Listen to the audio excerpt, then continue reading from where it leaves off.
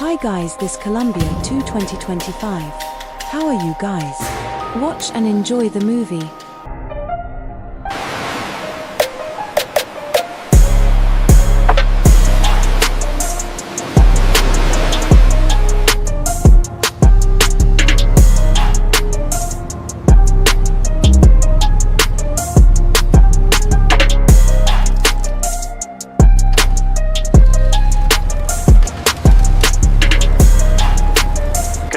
That's all there is.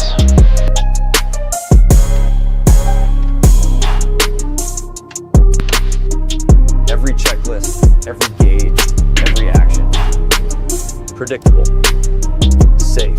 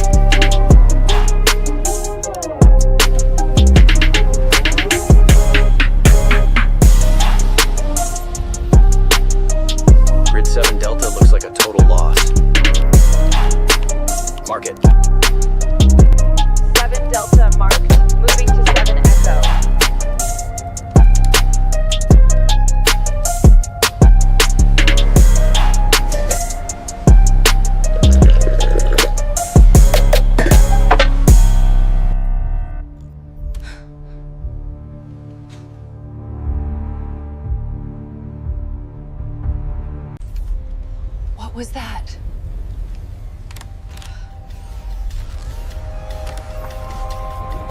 Operator, what is your status? Stick to the sweep pattern.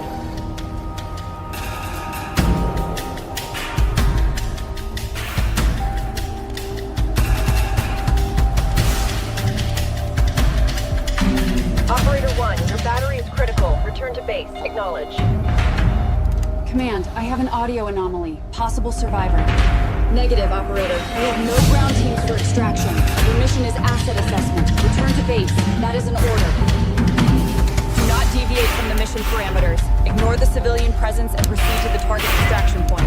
We cannot afford any risk. Cut I see you. Hold on, I'm almost there.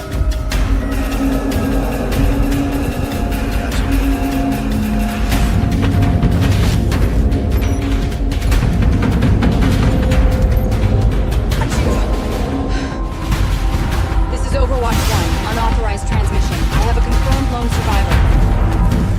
We're 10 clicks out, Overwatch. We can't.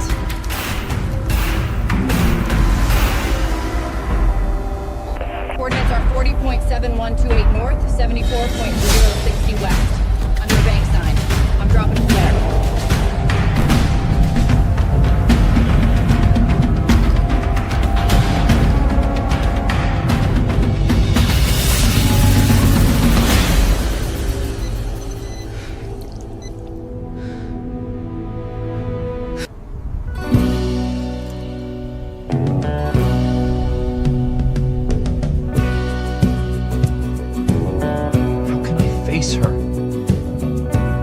How can I not?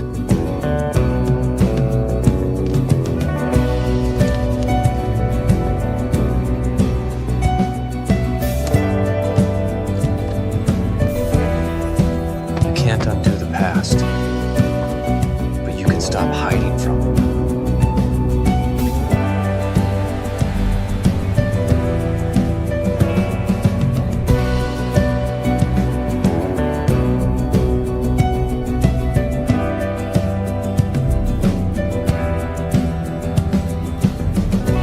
Guilt is done.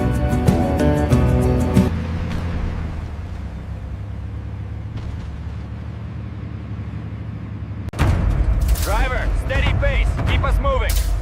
Objective Rhino is on schedule. Command, this is Beast. Radio check. Confirming our approach vector. Over.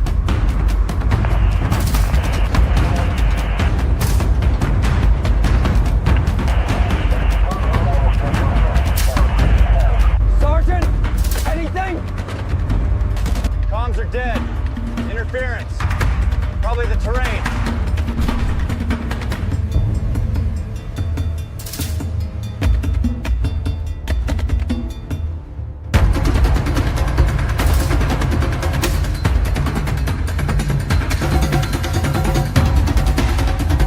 Dogs, right?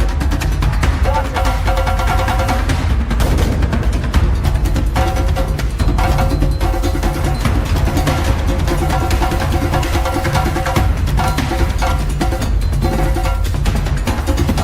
Sergeant, we are one click out. Continue push to Objective Rhino. The plan is the plan. You do not stop. You never stop. But the plan is for soldiers, not ghosts.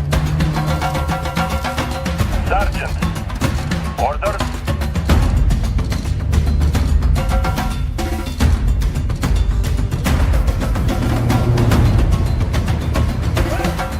Sergeant, what are we doing?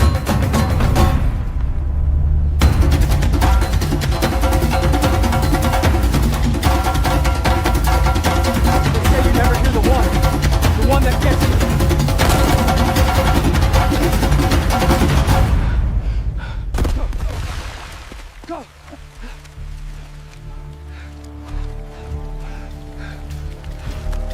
Cooper, keep your feet. Good. I'm good. In training, they teach you control. Controlled breaths. Controlled bursts. Out here, there is no control. Only forward.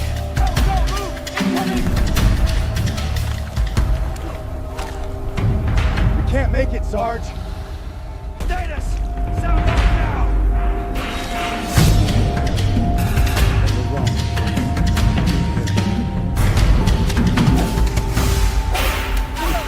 I'm okay. There! Suppressing fire!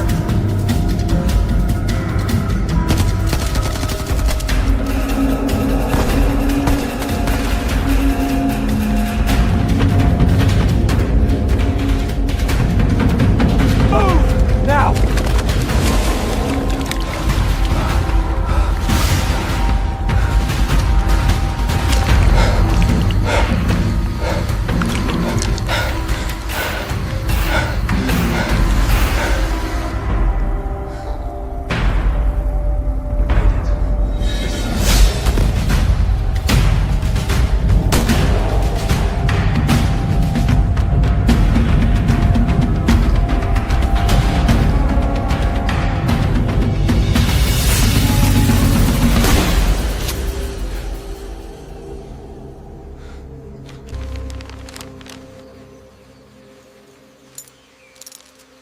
What was that sound? Probably just a monkey. Right, Sergeant? Monkeys don't trip wires. Stay sharp. Eyes open.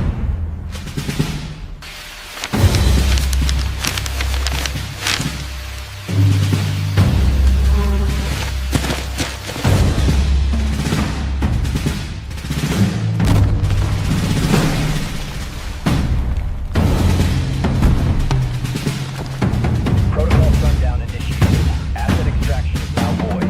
All units designated expendable. All patrols are ordered to initiate protocol sundown. You are abandoned.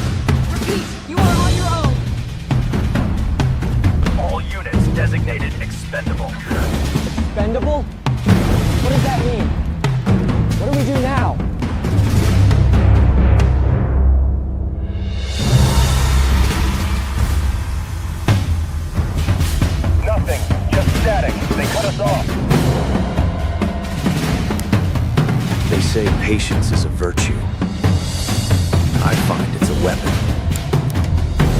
The best things require a slow hand.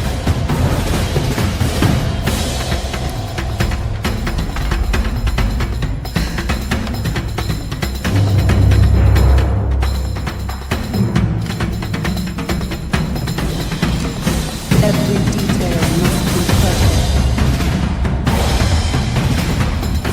No room for error. Not now. She understands. She has to.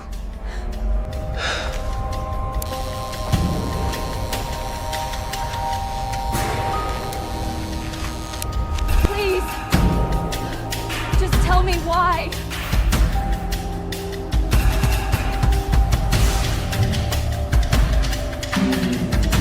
Because some things must be balanced.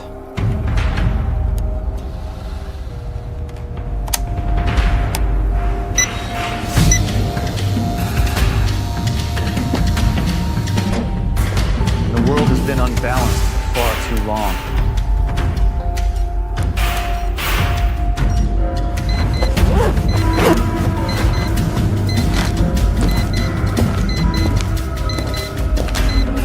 Don't leave me here!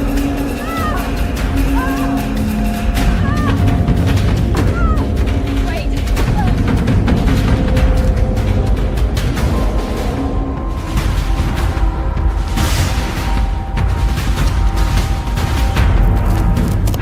Under Section 107 of the Copyright Act 1976, allowance is made for fair use for purposes such as criticism, comment, news reporting, scholarship, and research. Fair use is a use permitted by copyright statute that might otherwise be infringing. Nonprofit, educational, or personal use tips the balance in favor of fair use.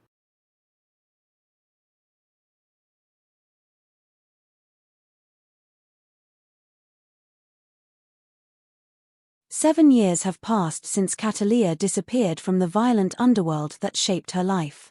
She now lives quietly in Lisbon, Portugal, using a new name and working as a diving instructor.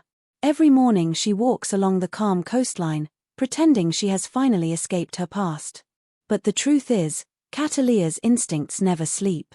One night, while returning home through a narrow street, she notices a black SUV parked across from her apartment. Two men sit inside, not talking, not moving, just watching. Cataleya's heartbeat slows, not out of fear, but out of calculation. She walks casually into her building, but instead of going to her floor, she hides behind the staircase. Through the reflection on the glass door, she watches one man step out and approach her entrance. Cataleya whispers to herself, so it begins again. The piece she built is clearly over. The next morning, Cataleya meets Leon Vargas, her old intelligence ally. Leon is older now, tired, and living off the grid. When he sees Cataleya standing in his doorway, he instantly knows trouble has returned. He invites her in and listens as she describes the SUV and the surveillance. Leon reveals that a dangerous new criminal network called the Black Orchid Cartel has risen in Europe. Their leader, Valeria Cortez, believes Cataleya stole a microdrive containing names of corrupt officials, diplomats, and arms dealers. Cataleya is confused, she has never touched such information. Leon warns her that the cartel is ruthless and has influence inside law enforcement. If they found you, Leon says seriously, they won't stop. But Cataleya refuses to run again. She promises Leon she will find the truth behind the microdrive accusation and destroy anyone who comes after her. That night, Cataleya prepares her apartment like a battlefield. She turns off every light, positions reflective surfaces, opens windows slightly to hear movement, and loads her weapons. Around midnight, 3 armed cartel agents break in. They move silently, believing they are catching her by surprise. But Cataleya is already behind them. She strikes the first intruder with a diving spear, the second she eliminates with a silent chokehold, and the third she corners near the hallway. At knife point, she interrogates him. The terrified man reveals that Valeria Cortez wants Cataleya alive because she believes Cataleya has the microdrive. Cataleya knows she is being framed or someone wants her blamed. She takes the man's phone, checks recent calls, and sees a contact labeled Orchid Handler. She wipes her prints, sets her apartment ablaze to destroy evidence, and walks away as flames fill the night. Cataleya relocates to an abandoned lighthouse outside Lisbon, one of her emergency safe points. She studies the captured phone, finding encrypted messages that the cartel uses for coordination. One message contains a meeting address in Barcelona. Cataleya understands she has no choice now, she must go deeper into danger to reach the truth. She packs only essential weapons, forged documents, and minimal gear. Heavy rain hits the coast as she leaves the lighthouse, symbolizing the start of another long war. The next morning she travels to Barcelona, blending into crowds and moving quietly between shadows. Her target is a nightclub called La Flor Oscura, secretly owned by the cartel. Inside, neon lights flash, music shakes the walls, and enforcers patrol the edges of the room.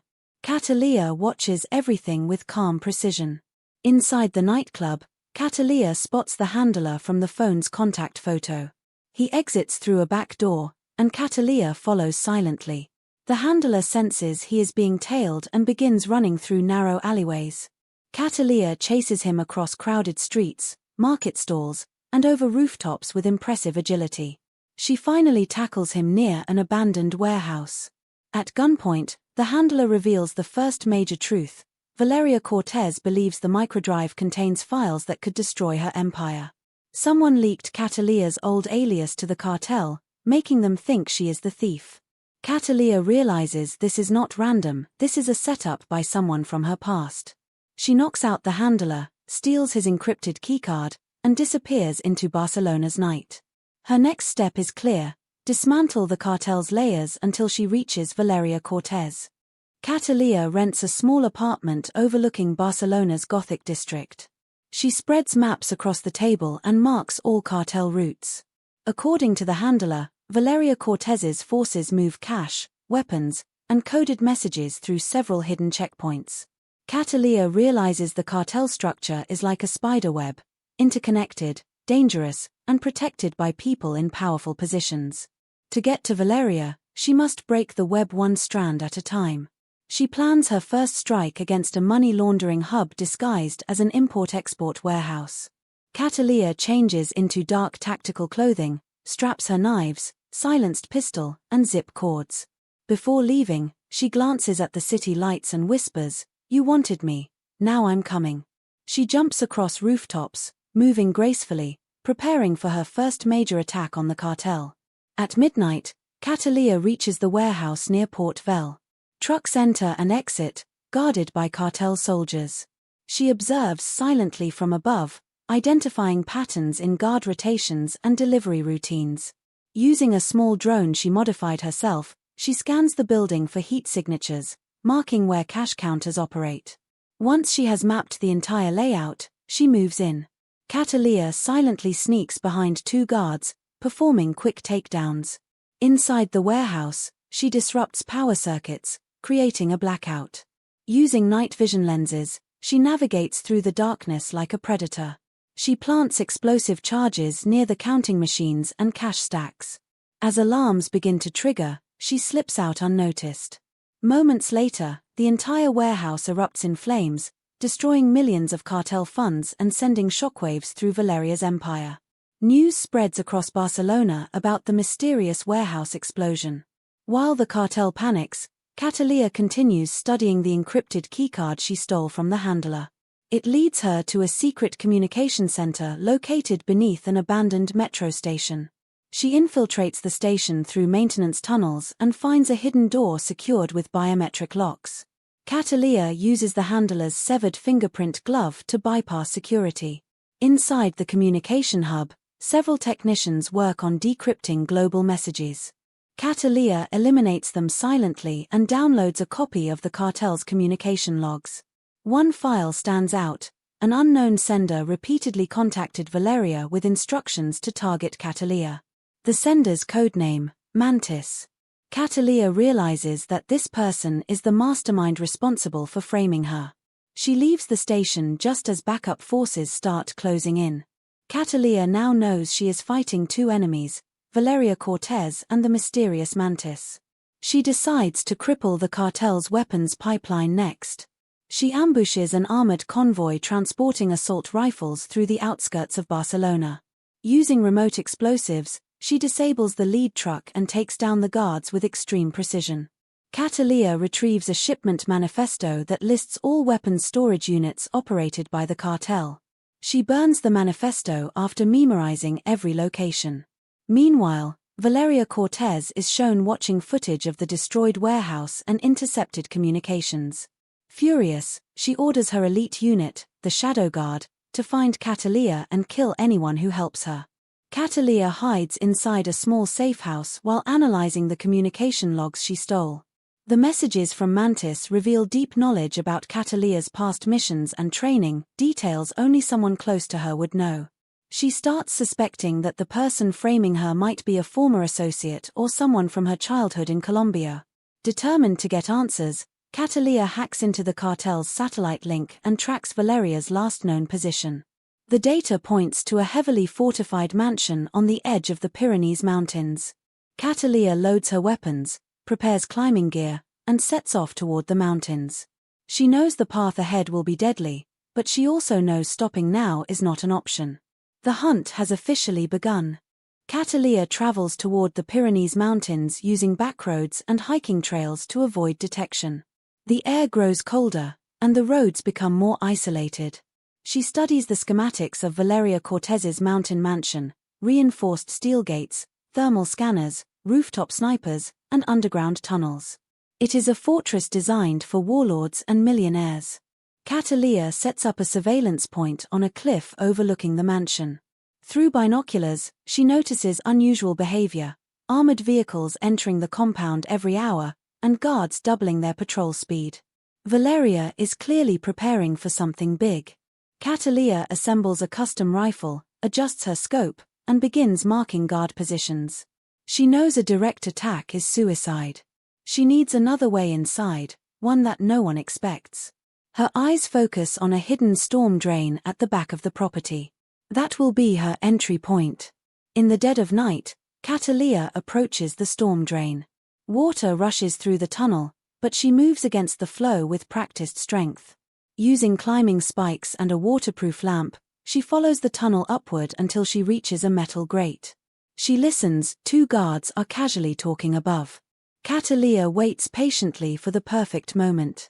When one guard walks away to smoke, she silently pushes the grate, climbs up, and eliminates the remaining guard with a quick, quiet strike. Inside the mansion grounds, she moves between walls and shadows, avoiding cameras and patrols. She hides behind a marble statue when two Shadow Guard members pass by, heavily armed and wearing advanced body armor.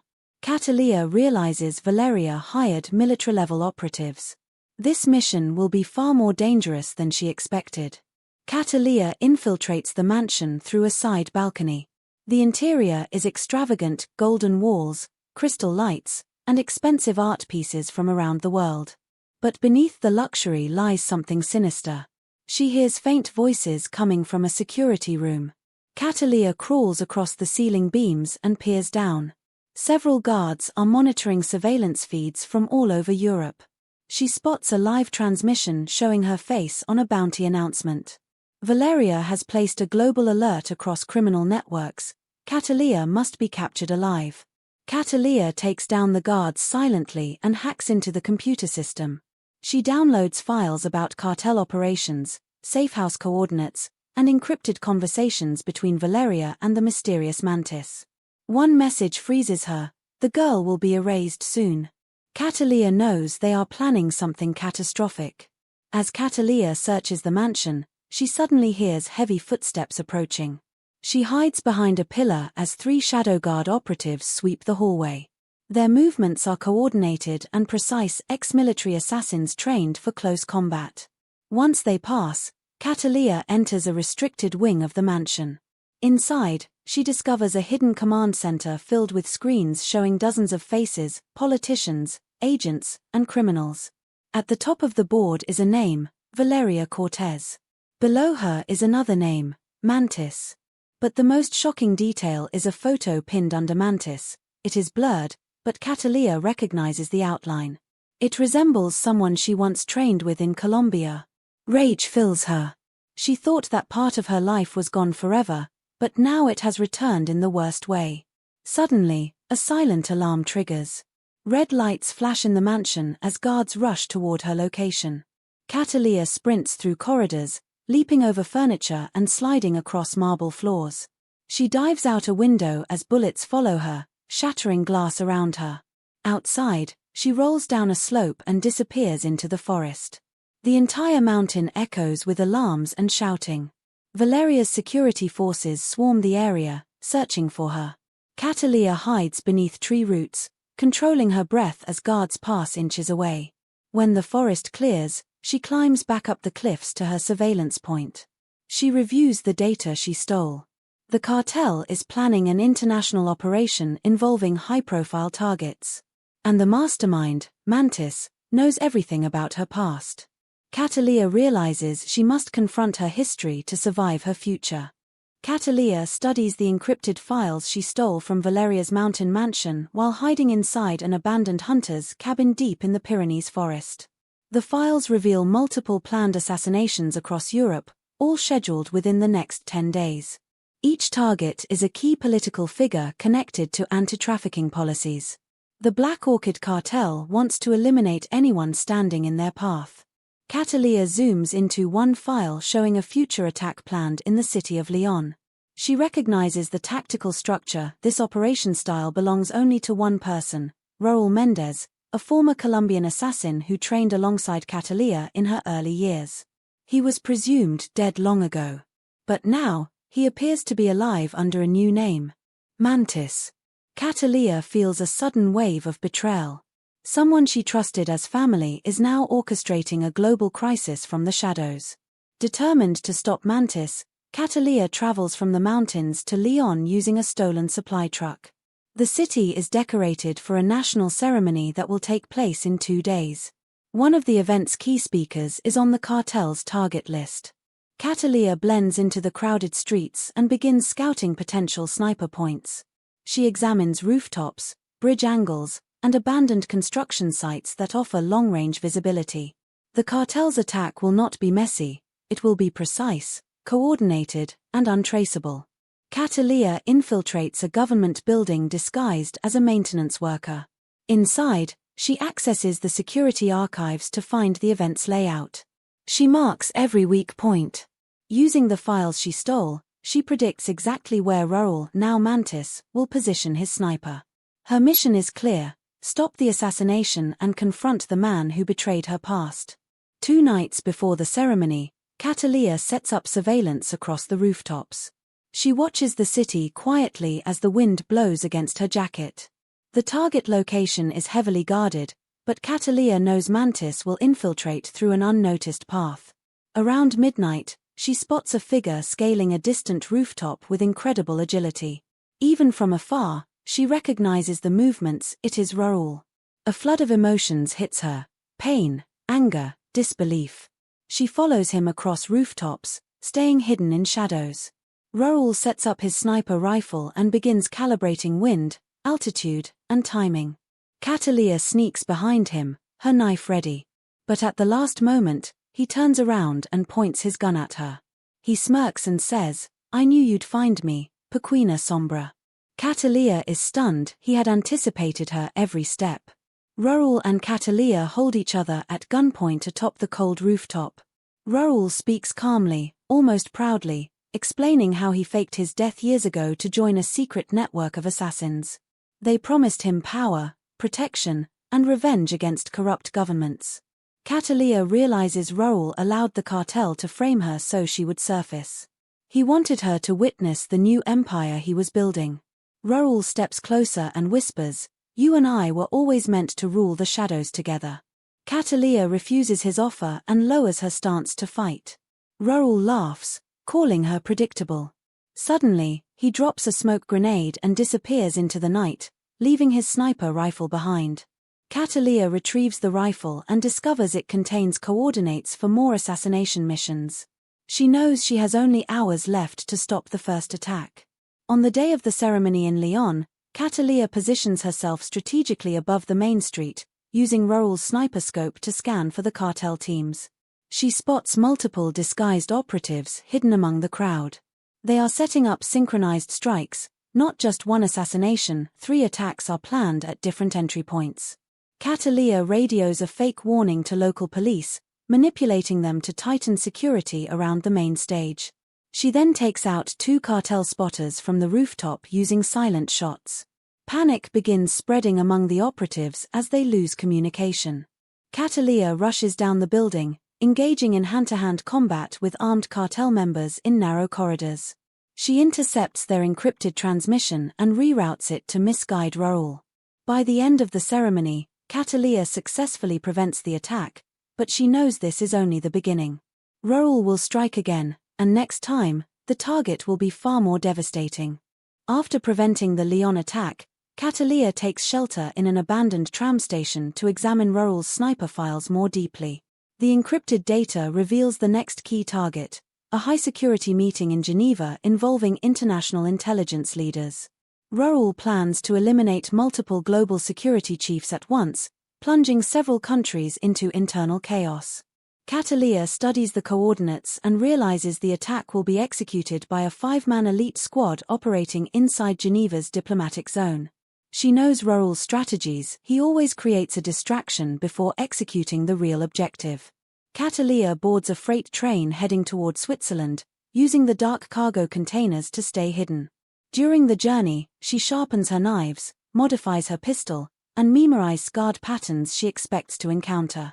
She whispers to herself, "If I don't stop him now, the world will drown in war." Upon arriving in Geneva, Cataleya rents a small room overlooking the diplomatic district. She uses a signal jamming antenna to intercept cartel communications. Soon, she picks up encrypted chatter. Raoul's elite squad has already entered the city disguised as maintenance workers. Cataleya infiltrates the diplomatic headquarters by posing as a cleaning contractor. Her forged ID scans successfully thanks to a custom RFID chip she embedded earlier. Inside the building, Cataleya discreetly studies entry and exit routes.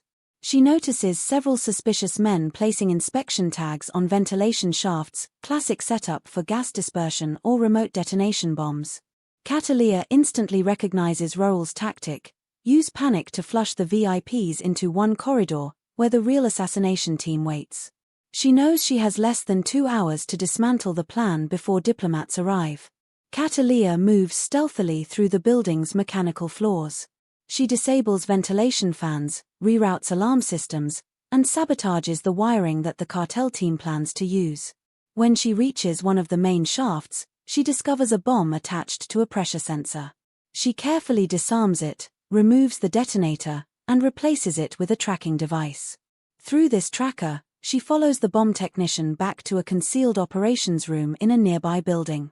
Inside the room, she finds blueprints, explosives, communication headsets, and a holographic display showing the VIP meeting layout. Before Cataleya can gather more information, 2 cartel operatives return unexpectedly. A brutal hand-to-hand fight erupts.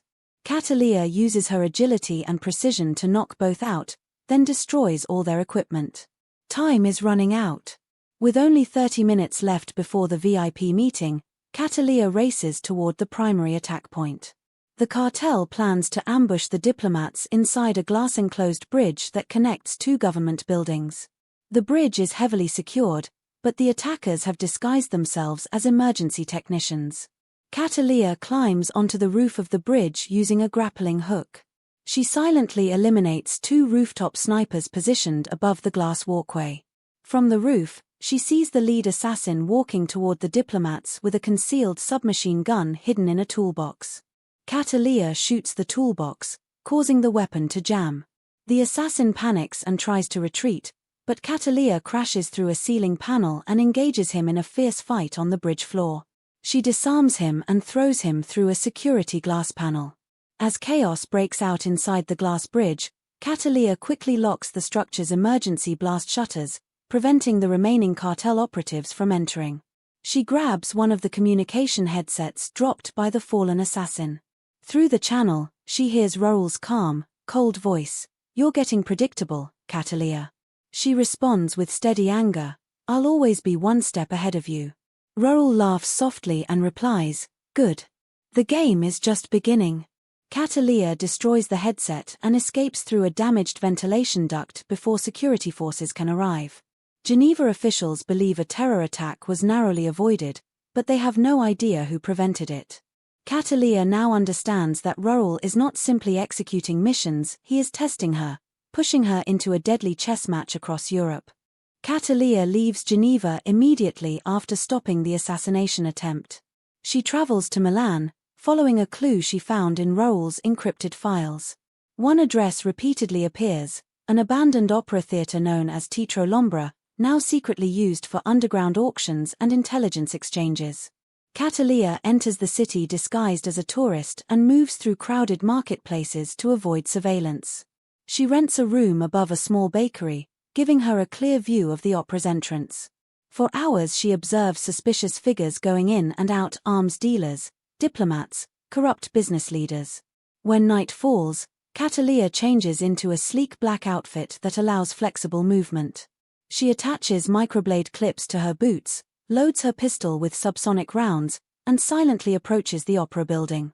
Tonight, she knows Roel's network is meeting inside. She has no intention of waiting. Inside the opera theatre, masked bidders sit in the audience seats while a woman on stage presents secret intelligence packages to the highest bidder. The air feels tense, filled with greed and danger. Cataleya crawls along the balcony rafters, moving unseen above the crowd. She spots a familiar face, a former CIA analyst who had vanished months earlier. He is bidding on an encrypted drive that supposedly contains diplomatic travel routes. But Cataleya is more interested in the man sitting at the center, a cartel lieutenant known as the Whisper. The Whisper is Roel's main strategist. Cataleya knows capturing him could reveal Mantis's location. When the bidding intensifies, Cataleya cuts the power. The theater plunges into darkness. Screams echo everywhere. In the confusion, she drops from the rafters and tackles the Whisper, forcing him into a backstage corridor. Cataleya drags the Whisper into a storage room and slams him against a wall. She demands information about Roel's whereabouts. The Whisper smirks and says, "You're chasing a ghost. He's always ahead of you." Cataleya presses her knife closer to his throat until he stutters out a location: Monaco. Roel is hiding in Monaco under the protection of Valeria Cortez. The Whisper also reveals a terrifying truth: Roel and Valeria plan to detonate a biochemical device during an international summit happening in 4 days. Thousands will die. Cataleya's heart pounds with fury, but before she can extract more details, cartel reinforcements storm the backstage hallway.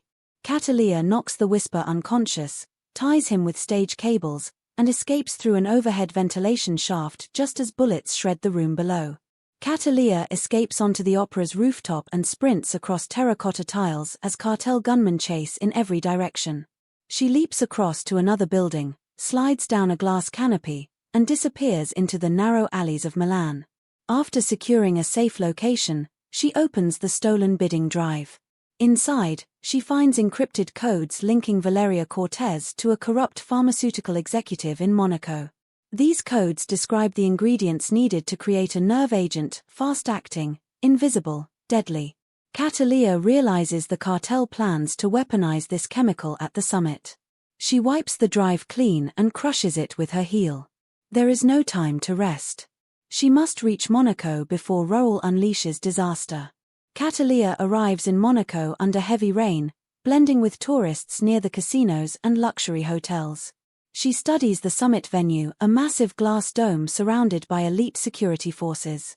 She knows Roel will not strike from inside. He prefers distance, precision, and chaos. Cataleya surveys rooftops, drainage tunnels, and balconies until she spots a suspicious boat anchored too close to the shoreline. Its deck is covered with tarps hiding large containers. This could be the chemical device. Cataleya sneaks onto the dock and witnesses cartel operatives transferring a sealed metal cylinder onto the boat. She needs to identify where they will take it. Using a tracker disguised as a coin, she slips it into a crate. The moment the boat leaves the harbor, Cataleya starts moving. She is running out of time and Roel knows it. The tracked boat carrying the chemical device moves along Monaco's coastline under moonlight. Cataleya follows it from the rooftops, leaping across buildings and using narrow alleys for cover. The boat docks behind an abandoned luxury villa that once belonged to a billionaire now in hiding. Cataleya sneaks into the property through a broken garden wall. Inside the villa grounds, she sees cartel operatives unloading the metal cylinder and carrying it into an underground bunker. Cataleya scans the perimeter and notices heavy radiation shields and biohazard gear, proof that the device is extremely dangerous. She records everything using a microcamera for evidence. Suddenly, she spots a familiar silhouette entering the bunker. It's Raoul. His confident stride, calm demeanor, and tactical gestures confirm he is in full control. Cataleya tightens her grip on her knife. She is only steps away from confronting him, but now is not the right moment. She needs the exact detonation plan first. Cataleya sneaks inside the villa through a shattered window. Moving quietly through dusty hallways, she descends into the underground bunker through a maintenance shaft. Below, she overhears Raoul briefing Valeria Cortez and her elite operatives.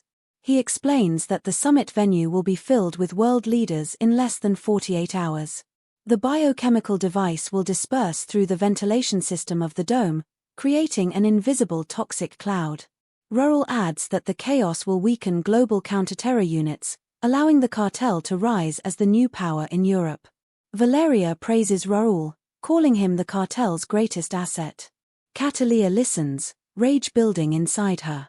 She realizes Raoul has turned into a monster driven by power and vengeance.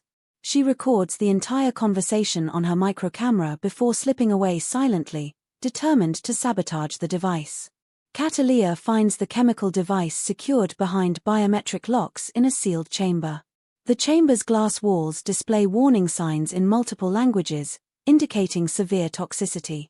Using her knowledge of Raoul's tactics, she identifies the weakest access point, a ventilation duct running beneath the chamber. Cataleya enters the duct and crawls carefully, avoiding the laser sensors. Once she reaches the device's underside, she plants a disabling charge that will render it inert when activated. But she doesn't detonate it yet. She wants Raoul to see his plan fall apart with his own eyes. As she prepares to leave, she hears footsteps approaching. She hides as two engineers inspect the chamber. One of them mentions that Raoul will personally transport the device to the summit location tonight. Cataleya realizes she must act faster than planned. Night falls over Monaco, and Raoul begins moving the biochemical device toward the summit venue using a disguised medical evacuation truck. Cataleya hides on a nearby rooftop, watching the convoy with intense focus. She uses a grappling line to swing onto the back of the truck as it enters a tunnel. Inside the dimly lit tunnel, she cuts open the truck's outer layer and slips into the cargo section. The device sits secured in a reinforced metal cradle. Cataleya sets her disabling charge to remote detonation mode and attaches a second tracker. Suddenly, the convoy halts, and the truck doors swing open. Two shadow guards spot her and attack. A brutal fight erupts inside the moving truck. Cataleya uses the crate bars to her advantage, flipping between them and striking with precision. She neutralizes both guards but sustains a deep cut across her shoulder. As the truck emerges from the tunnel, Cataleya escapes through the roof hatch and rolls onto a nearby rooftop, clutching her injured shoulder. She watches the convoy continue toward the summit. Despite her injury, she pushes forward, navigating rooftops with gritted teeth. She reaches a vantage point overlooking the summit dome. Through her binoculars, she sees Raoul entering the building disguised as a senior technician. Valeria's elite operatives spread across the area, preparing for the final stage of the attack. Cataleya contacts Leon through a secure channel, informing him of the biochemical threat. Leon promises to alert authorities without exposing her identity. Cataleya prepares her weapons, tightens her gloves despite the pain, and whispers, "This ends tonight." She begins moving toward the dome's rooftop, ready for the final confrontation. The explosion inside the summit complex sends shockwaves through the building. Glass panels crack, alarms blast, and security forces scramble in every direction. Cataleya looks toward the smoke rising from the western wing. Valeria Cortez has activated a secondary biochemical dispersal device hidden in the ventilation ducts. Raoul smiles weakly from the floor and whispers, "You stopped my plan," but Valeria has her own. Cataleya feels rage boil inside her. She cannot waste another second. She leaves Roel restrained with steel wiring and begins racing across the rooftop toward the western duct tower. Below her, crowds panic as evacuation orders echo through the dome. Cataleya knows she must reach the backup device before it deploys its toxic payload. Her injured shoulder throbs, but she refuses to slow down. Every heartbeat could mean hundreds of lives. Cataleya climbs into the ventilation system through a maintenance hatch. The narrow metal tunnel vibrates from the earlier explosion, and hot air blasts through the ducts. She crawls quickly, using her elbows to pull herself forward despite the pain in her arm. After several meters, she reaches a control junction where the duct splits into multiple channels. A blinking red indicator warns that the backup device is armed and nearing release mode. Cataleya traces the airflow direction and chooses the left channel, using her knife to pry open the grate. Inside, she finds small dispersal capsules already humming with toxic energy. She carefully removes each capsule and disables it with her tools. But one capsule is missing. Someone already took it deeper inside the ventilation maze. Cataleya moves faster, determined to stop the remaining device before it activates. As Cataleya reaches the next ventilation chamber, she hears faint footsteps above. She climbs through a vertical shaft and emerges into a service corridor filled with smoke.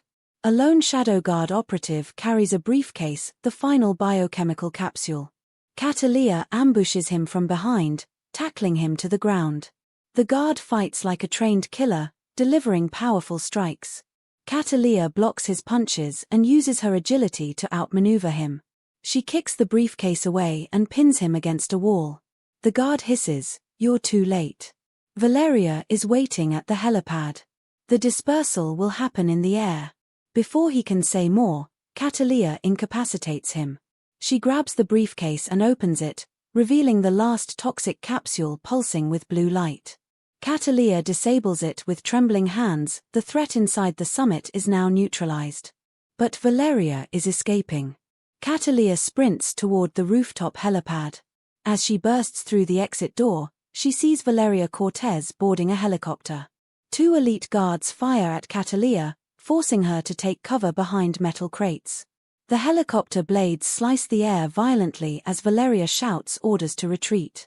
Cataleya rolls out from cover and fires precise shots, eliminating both guards. Valeria sees her and snarls, "You ruined everything." She activates a remote detonator, triggering explosions across the dome that collapse parts of the structure. Cataleya loses her balance briefly but regains control. She fires at the helicopter rotor, damaging it. The helicopter lifts off shakily, rising above the rooftop. Cataleya runs forward and leaps, grabbing onto the helicopter's landing skids. The wind whips around her as she clings on with every ounce of strength. Valeria screams for her pilot to shake Cataleya off. Hanging from the helicopter skids, Cataleya pulls herself upward despite the roaring wind and her aching shoulder. Bullets fly past her as Valeria fires a handgun from inside the cabin. Cataleya climbs rapidly and kicks the cabin door open, sending Valeria stumbling backward. The two women clash violently inside the confined space. Valeria fights with ferocity, using a combat knife and the tight quarters to her advantage. Cataleya blocks the blade and counters with powerful strikes. The pilot panics and loses control, causing the helicopter to tilt dangerously. The city below spins as the helicopter spirals over the shoreline. Cataleya wrestles for control of Valeria's knife, finally twisting it free and pinning Valeria against the wall. The helicopter shakes violently. If Cataleya doesn't end this fight soon, both of them will crash into the sea below. The helicopter begins spinning out of control as Cataleya and Valeria continue their brutal struggle. Wind slashes through the broken cabin door and the sea below flashes like silver knives. Valeria grabs Cataleya by the hair and slams her against the metal frame. Cataleya grunts in pain but counters with an elbow strike to Valeria's jaw. The pilot yells that they are losing altitude. Valeria, clawing for survival, pushes Cataleya toward the open door, shouting, "You should have stayed dead." Cataleya braces her foot against the frame, blocks Valeria's blade, and twists her wrist. The knife clatters to the floor. Cataleya then headbutts Valeria, sending her stumbling back. She reaches for the helicopter controls, trying to stabilize it long enough to finish the fight. The city lights blur as the aircraft spirals lower. Cataleya knows she has seconds to act. With one powerful kick, Valeria launches herself at Cataleya again. The two slam into the pilot, causing the helicopter to tilt dangerously toward the ocean. Alarms scream inside the cockpit. Cataleya grabs onto a seatbelt strap to keep herself from falling out of the cabin. Valeria pulls a hidden blade from her boot and slashes toward Cataleya's face. Cataleya leans back just in time, the blade grazing her cheek. She grabs Valeria's wrist, twisting the blade away, and punches her hard across the jaw. The impact sends Valeria crashing into the instrument panel, sparking electrical bursts. The helicopter drops lower, skimming dangerously close to the water. The pilot screams that they must land.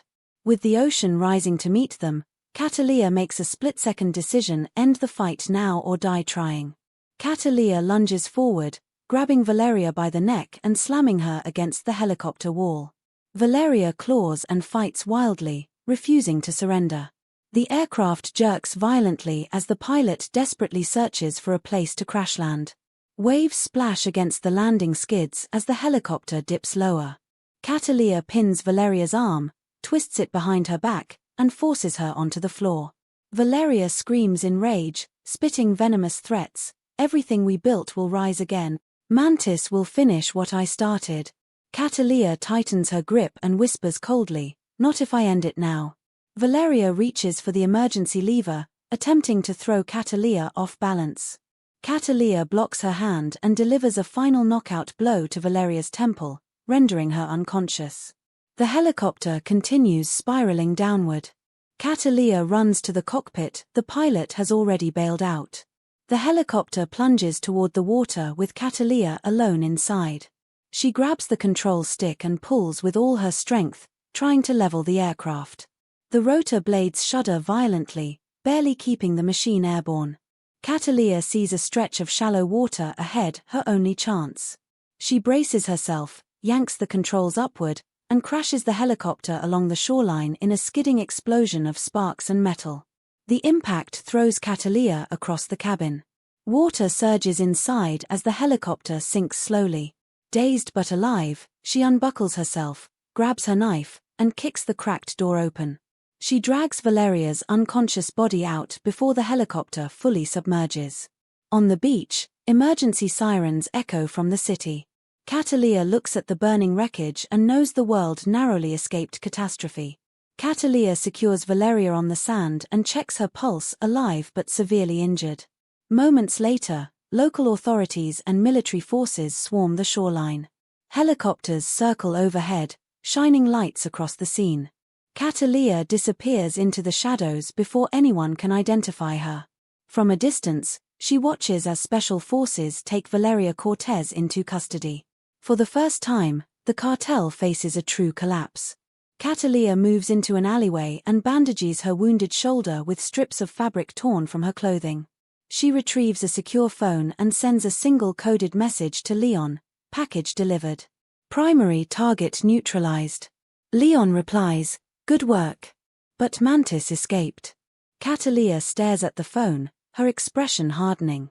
She knows Raoul will not stop until he gets what he wants. This war is not over, only paused. Cataleya slips out of Monaco through the narrow backstreets, avoiding the police sweep now covering the entire shoreline.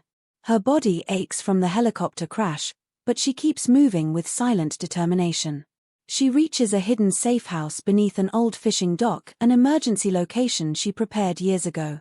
Inside, she washes her wounds, changes into dry clothes, and studies a digital map. Raoul, now fully identified as Mantis, has vanished from Monaco.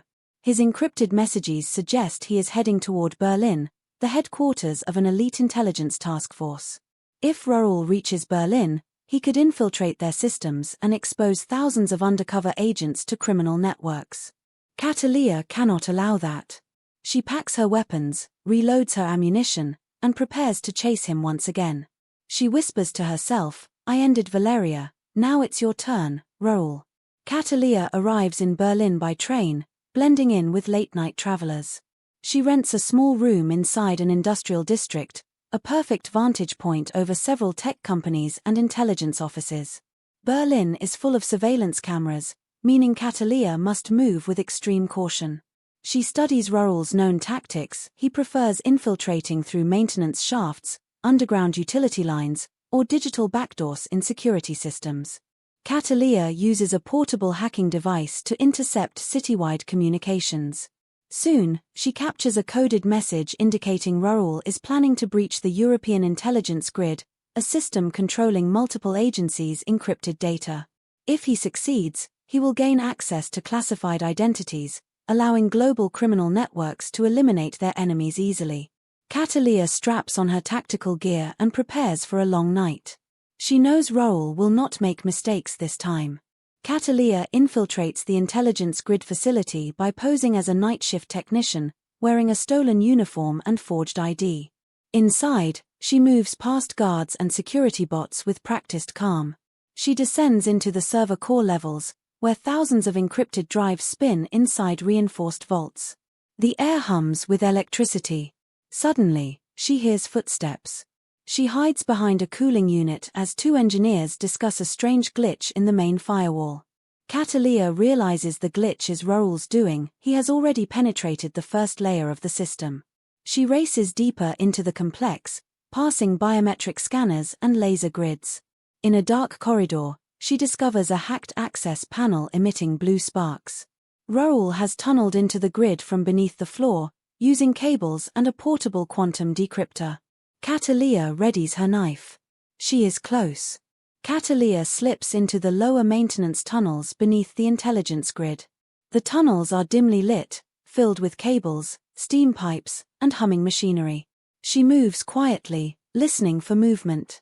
After turning a corner, she finds a technician lying unconscious, Rohrl's handiwork. Cataleya kneels beside him and confirms he is alive but drugged. She continues forward until she sees a faint light. Rohrl stands in the center of a massive chamber, attaching a device to the central server column. He works with absolute calm, his eyes fixed on the task like a surgeon performing delicate surgery. Cataleya steps out of the shadows and says, "It's over, Rohrl." Without turning, Rohrl replies, "No, it's just beginning. You can't stop the truth from spreading." The machine beeps. He has only minutes before the upload completes. Cataleya prepares to strike. Rohrl slowly turns toward Cataleya, a faint smirk on his face. He holds a compact detonator and warns, "One move, and I erase the entire grid." Cataleya circles him carefully, her knife held low, her breath steady. The chamber glows with blue light as the upload progresses. Rohrl speaks with eerie calmness, telling her he joined a secret order that believes the world's governments must collapse to create a new order. Cataleya shakes her head. "You became the kind of monster we fought against." Rohrl responds, "I became what the world needed." In a split-second decision, Cataleya throws her knife. Rohrl dodges, and the blade lodges in the server console. Sparks fly. Rohrl activates the detonator, but nothing happens. Cataleya smiles. She had disabled the trigger earlier during her infiltration. Rohrl's expression darkens. The real fight is about to begin. The underground chamber fills with thick smoke from the explosion. Cataleya coughs as she crawls across the floor, searching for Rohrl through the haze. Flames crackle along the server racks, and emergency lights pulse red, painting the room like a battlefield. Rohrl slowly rises from the wreckage, his clothes torn, his face burned, but his eyes still burning with fury. He stumbles forward, yelling, "You destroyed everything I built." Cataleya grips a metal pipe to support herself as she struggles to stand. Her ribs ache, her wounds throb, but she refuses to fall. She replies, "You built nothing. You only spread death." Rohrl grabs a broken steel rod and charges at her. Cataleya dodges the first two swings, but the third grazes her arm. She retaliates with a punch that knocks Rohrl back into the sparking wall. Their final confrontation has begun, brutal, raw, and personal. Rohrl roars and attacks Cataleya with ferocious strength. He swings the steel rod at her head, but she ducks and counters with a kick to his knee. Rohrl staggers but quickly retaliates by grabbing her shoulder wound, twisting it cruelly. Cataleya screams in pain. He laughs weakly, whispering, "You should have joined me. We could have been unstoppable." Cataleya bites down, endures the pain, and elbows him in the face, breaking his nose. Blood pours down his chin. The impact enrages Roel further. He slams her onto the metal grid floor, knocking the breath out of her. As he moves to strike again, Cataleya rolls away, grabs a loose cable, and whips it across his face. The electric jolt barely phases him now. He steps closer, saying, "I taught you everything you know, but I kept one lesson for myself." Cataleya prepares her stance, refusing to back down.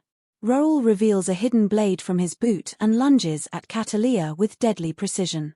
She blocks using a broken vent panel and counters with a sweeping leg kick that sends Roel crashing into a cabinet. The blade slips from his hand. Cataleya charges, slamming him against the burning console. Sparks burst around them. Roel grabs her wrist and twists, forcing her to drop the vent panel. They grapple violently, each trying to gain leverage over the other. Roel punches her repeatedly, hitting her ribs and stomach.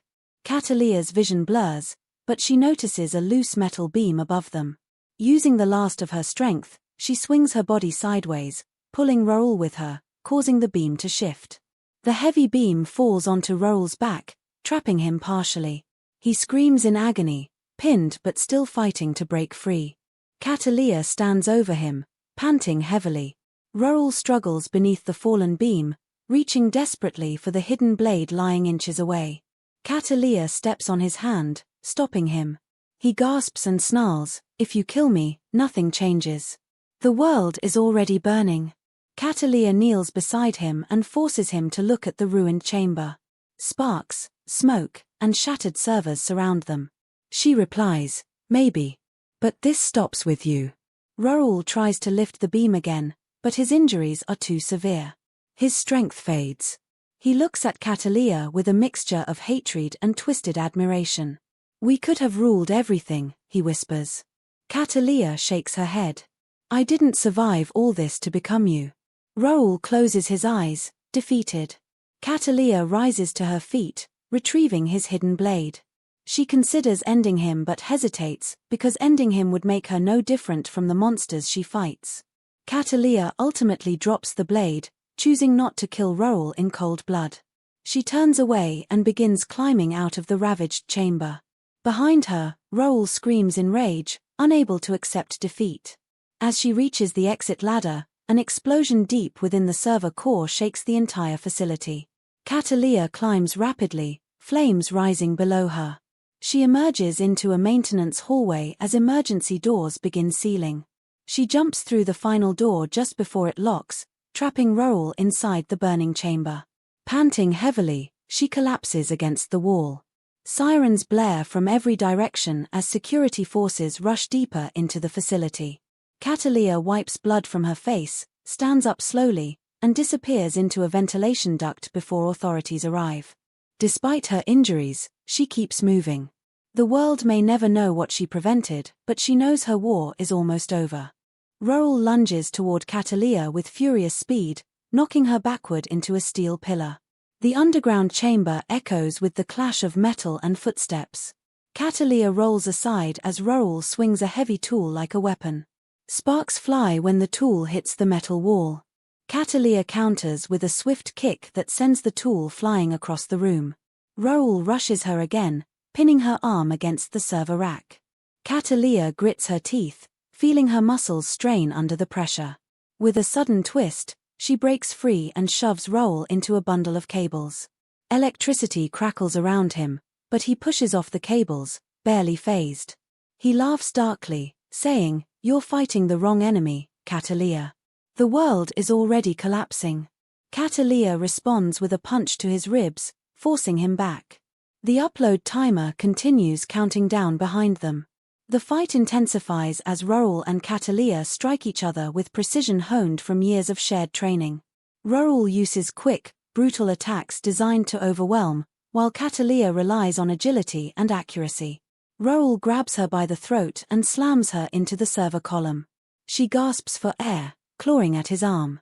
With a desperate move, she knee strikes him in the stomach, forcing him to release her. Cataleya staggers but quickly regains balance. Rohirrim attempts to reach the upload console, but she tackles him to the ground. They roll across the metal floor, exchanging blows. Rohirrim's knuckles cut her cheek, drawing blood. Cataleya delivers a sharp elbow strike to his jaw. He snarls, "You never knew how to let go." She glares back, replying, "And you never knew when to stop." Both get to their feet, breathing heavily, ready for the next round. Cataleya notices the upload progress flashing at 92%. She has only moments left. Rohirrim charges, trying to shield the console. Cataleya sidesteps and kicks him into a stack of coolant canisters. One canister bursts, releasing freezing vapor. Rohirrim slips, giving Cataleya an opening. She grabs a fallen metal rod and swings it at him. Rohirrim blocks the strike, grabs the rod, and snaps it in half with raw strength. He throws the broken piece at Cataleya, slicing her shoulder. Blood trickles down her arm, but she refuses to slow. She sprints toward the console, intending to rip out the uplink, but Rohirrim tackles her mid-stride. They crash into the floor hard. Rohirrim pins her with his knees and tries to choke her again. Cataleya's vision blurs, but she reaches for a shattered circuit board nearby. She jams it into Rohirrim's arm, shocking him with a burst of electricity.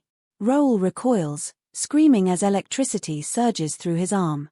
Cataleya pushes him off and crawls toward the console. The upload now reads 96%. Rohirrim staggers to his feet, shaking off the shock. He grabs Cataleya's leg and drags her back, slamming her onto the floor. Cataleya flips onto her back and kicks Rohirrim square in the chest, sending him crashing into a metal railing. She pulls herself up and grabs a heavy wrench lying nearby. Rohirrim approaches again, but she swings the wrench with full force, striking him in the shoulder. He groans in pain but retaliates by punching her ribs. Both fighters are battered, bruised, and exhausted. Cataleya glances at the console, 98%. She knows the only way to stop the upload is to destroy the main column completely. She tightens her grip on the wrench, prepared for the final strike. Cataleya charges toward the console with the wrench raised high. Rohirrim lunges at her, screaming, "No." She swings the wrench down with every ounce of strength left in her body. The impact cracks the server column, causing sparks to explode outward. The lights flicker violently. Rohirrim tackles her, but it's too late. The console begins to short-circuit. Cataleya kicks him off, grabs a live wire, and slams it into the broken column. A surge of electricity erupts, frying the entire upload system. Flames burst from the central core, and alarms blare through the chamber. Rohirrim roars in anger as the upload collapses at 99%.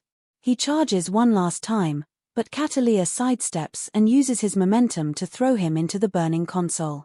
The explosion throws both of them to the ground. Smoke fills the room as the intelligence grid goes offline. Rohirrim's plan is destroyed.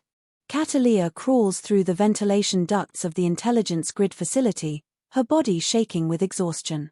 Her wounds sting with every movement, but she forces herself forward. Once she reaches an exterior maintenance hatch, she kicks it open and emerges onto a rooftop overlooking Berlin's skyline. Cold night air fills her lungs as she steadies herself. Sirens echo across the city, bright blue and red lights flashing below. Cataleya watches emergency vehicles swarm the facility she just escaped. She knows that if the authorities find her, she will be treated as a suspect, not a hero. Keeping to the shadows, she slips across adjacent rooftops and disappears into the industrial district. She needs to recover, regroup, and decide what comes next. Rohirrim is defeated, Valeria is captured, but the mysterious network behind them may still be operating. Cataleya finds shelter in an abandoned auto garage hidden between two factories. She uses old gasoline and torn cloth to clean her wounds before stitching them carefully. Her hands tremble, not just from pain but from the emotional weight of everything that happened. She thinks about her old life in Colombia, her family, and the vow she made to avenge them. She wonders if she has become consumed by the violence she once used as justice. As she bandages her injuries, her encrypted phone buzzes. It's a coded message from Leon, reading only, "Berlin secure. Global threat neutralized. Stand by for updates." Cataleya stares at the message in silence. For the first time in years, she feels the possibility of a future not built on revenge or chaos. But part of her knows peace will never come easily. After resting for a few hours, Cataleya steps outside the garage and watches dawn break over Berlin. The rising sun casts long shadows across the empty streets. She senses someone approaching and quickly reaches for her weapon, but stops when she recognizes the silhouette. Leon emerges from the fog wearing a long coat, carrying documents. He approaches with a tired smile. "You did it, Cataleya," he says. "You stopped something the world will never know about." Cataleya replies quietly, "Raoul's network. Is it gone?" Leon hesitates. "Damaged, but not gone. There are still others in the organization. Higher-ups. Financiers. Ghosts who hide behind governments." Cataleya nods slowly. Her instincts return immediately. A war of shadows never truly ends. But Leon places a hand on her shoulder and adds, "For now, you deserve rest." She allows herself a rare moment of calm. Leon hands Cataleya a file containing snapshots, names, and encrypted codes related to the remnants of the cartel network. "These are the last pieces Valeria and Raoul were connected to," he explains. Cataleya flips through the pages, her expression darkening. The file includes blueprints for underground facilities, offshore bank accounts, and a list of corrupt officials tied to the global trafficking network. Leon tells her that international authorities will be moving in on these targets soon. Cataleya looks at him and asks, "What do you want me to do?" Leon responds, "Nothing. This is no longer your burden. Let the world handle its own monsters." Cataleya lowers the file. She appreciates his sentiment, but deep inside, she knows that no one is as capable as she is. If she walks away, innocent people may pay the price. As Cataleya prepares to leave the auto garage, Leon stops her and says, "There's something else you should know." He hands her a sealed envelope marked with a crest from an unknown intelligence faction. Cataleya opens it and finds a photograph of a remote island, along with a single cryptic message, "The orchid blooms again." Her eyes narrow. This means that despite Valeria's capture and Raoul's defeat, someone else in the organization is rising to take control. Cataleya clenches the photo in her hand. Leon warns her, "Be careful. Whoever sent this knows you're still alive." Cataleya nods with hardened resolve. She steps out into the morning sunlight, her silhouette sharp against the horizon. She whispers to herself, "If the orchid rises again, then so will I." With steady steps, she disappears into the city, ready for whatever comes next. Cataleya walks through the outskirts of Berlin, heading toward an old railway yard where she can vanish without leaving a trace. She studies the photograph of the island sent by the unknown faction. The image shows a tropical landscape with a heavily fortified structure hidden amongst cliffs. The message "The orchid blooms again" keeps echoing in her mind. It means the cartel has a deeper root, much older and more powerful than Valeria or Raoul. Cataleya stops near the tracks and burns the envelope, letting the ashes scatter in the wind. She knows the sender wants her attention, and they have succeeded. As the morning sun rises higher, she boards a freight train headed south. She blends into the shadows of a cargo compartment, preparing for her next move. Her war is not over yet, but this time she chooses the battlefield. During the long train ride, Cataleya examines the remaining files Leon provided. She discovers a symbol on one of the documents that matches the crest on the envelope. It belongs to a secret international consortium believed to fund covert operations worldwide. The group is known only as the Root. They hide beneath legitimate corporations, political movements, and humanitarian organizations. The Root appears to be the true architect behind the Black Orchid cartel. Cataleya connects the dots. Valeria, Raoul, and other operatives were only branches of a much larger structure. She realizes the island in the photograph could be the Root's central stronghold. As the train speeds across Europe, she sharpens her knife and reloads her concealed pistol. She whispers, "Time to cut the real stem." The camera shows her determined eyes as the train thunders forward. Cataleya arrives in Italy and moves through coastal villages, eventually reaching a small port town. She bribes a fisherman to take her to a remote drop point near the Mediterranean Sea. As they sail across the water, the fisherman nervously tells her that several armed vessels have been patrolling the area recently. Cataleya keeps her face hidden and asks no further questions. Once they reach a secluded rock formation, she thanks him and dives into the sea with her gear. Underwater, Cataleya moves gracefully through the deep blue, approaching a hidden cave entrance that matches part of the island photograph. She emerges inside a cavern illuminated by faint artificial lights. The cave leads to a private dock filled with advanced boats and submarines. She realizes immediately, this cave belongs to the Root. Her instincts sharpen.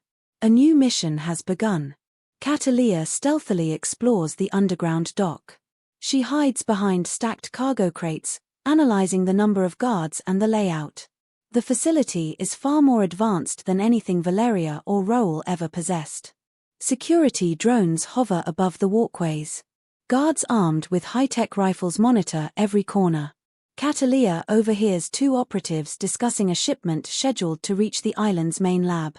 The mention of a main lab chills her. It means the cartel may be researching something far worse than biochemical weapons. She watches as a lift platform rises, revealing a tunnel that leads deeper into the island. Cataleya slips through the shadows and boards the lift just before it ascends. The platform carries her into a vast technological complex carved into the rock. Screens, labs, and command centers stretch across multiple levels. Cataleya realizes she has discovered the core of the Root. Inside the underground complex, Cataleya moves swiftly but silently, taking down isolated guards with precision.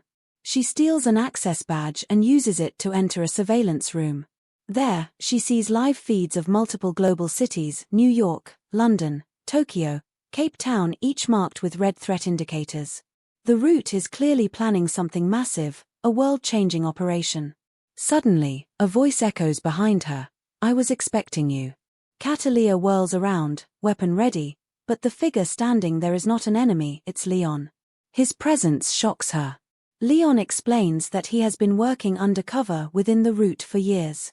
He had hoped to dismantle them quietly, but Valeria and Raoul's actions forced the organization into a more aggressive stance. Cataleya steps back, confused and angry. "You knew about this?" she asks. Leon lowers his head. "I tried to protect you, but this goes deeper than you think." Cataleya stares at Leon in disbelief, unable to process the fact that he is standing inside the heart of the Root. Her mind races through every memory they shared, every warning he gave, every coded message, every moment of trust. Leon raises his hand slowly, signaling he means no harm. "Cataleya, listen to me," he says softly. "I infiltrated the Root years ago. I fed them false intel, delayed their operations, sabotaged their networks from within. But when Valeria and Raoul accelerated their plans, the organization shifted its leadership. I lost control." Cataleya steps forward angrily. "You knew everything, and you let me walk blindly into their war." Leon replies with painful honesty, "If I told you the truth, you would have gone after them alone. And you would have been killed." Cataleya clenches her fists. She doesn't know whether to trust him or consider him part of the enemy. Medium white star chunk 77, minute 76 to 77. Leon gestures to one of the surveillance screens showing global threat markers blinking rapidly. The Root is preparing an operation called Project Eclipse. It targets critical infrastructures around the world simultaneously. If activated, nations will fall into chaos. Cataleya scans the data feeds, satellite positions, orbital timing, encrypted launch protocols. This is more advanced than anything she has faced before. Leon pulls up a file showing a detailed layout of the island facility. "There is one way to stop them," he explains. "A central command core deep inside the cliff. Destroy it, and their global network collapses." Cataleya asks coldly, "Why don't you do it?" Leon sighs. "Because I'm already burned. If I move, they'll know. But you're the only one they never anticipated." Cataleya takes a breath, processing the weight of the mission. The stakes are higher than ever. Medium white star chunk 78, minute 77 to 78. Cataleya decides to infiltrate the central command core. She grabs a high-voltage charge from the equipment rack and prepares her weapons. Leon warns her that the core is protected by elite operatives known as the Inner Circle, soldiers trained since childhood, loyal only to the root. As Cataleya heads toward the extraction tunnel, Leon stops her and hands her a small device. This will temporarily disable the facility's sensors for 90 seconds, he says. Use it wisely. Cataleya nods and heads into a narrow metallic corridor leading downward. The deeper she goes, the colder the air becomes. The hum of massive servers resonates through the walls. When she reaches the main access chamber, she activates Leon's device. Alarms briefly glitch, and then fall silent. Cataleya slips inside just as the Inner Circle guards begin their patrol. The final battle is moments away. Medium White Star Chunk 79, Minute 78 to 79.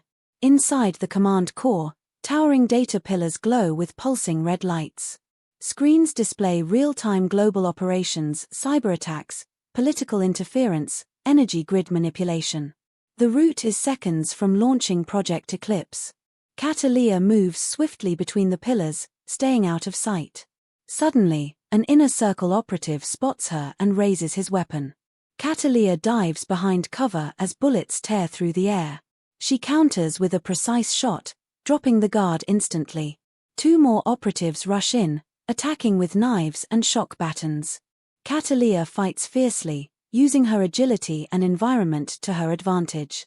She slams one operative into a server stack and kicks the other into an electrical conduit. With the path cleared, she places the high-voltage charge at the base of the main control column. As she sets the timer, a cold, familiar voice echoes behind her. "I knew you couldn't resist." Cataleya turns, Leon is pointing a gun at her. Medium White Star Chunk 80, Minute 79 to 80 final. Cataleya freezes as Leon steps forward, weapon steady. He reveals the truth with chilling clarity. "I didn't infiltrate the route, Cataleya. I helped build it. I recruited Valeria. I trained Raoul. Everything you fought led back to me." Cataleya's eyes widen with betrayal. Leon continues, "I admired your ruthlessness, your precision. You were meant to lead the new world. But you chose morality, weakness." Cataleya glances subtly toward the charge timer, 20 seconds left. Leon smirks. "You can't stop Project Eclipse." Cataleya slowly raises her hands and asks, "Then why talk? Why not shoot?" Leon hesitates, just a fraction. "It's enough." Cataleya grabs a loose steel shard from the ground and throws it, striking Leon's wrist. His gun fires into the ceiling. Cataleya leaps forward, kicks him backward, and slams him into the data pillar. The charge detonates. A massive explosion engulfs the core. Cataleya dives into a maintenance shaft as the entire facility collapses. Flames chase her through the tunnel, but she escapes into the open night, collapsing on the rocky shoreline as the island burns behind her. Exhausted but alive, she watches the route crumble. The world will never know her name. But in the shadows, Cataleya walks away, ready for whatever war comes next. Subscribe, like, thanks for watching my channel guys. Keep supporting, follow, this is my new channel.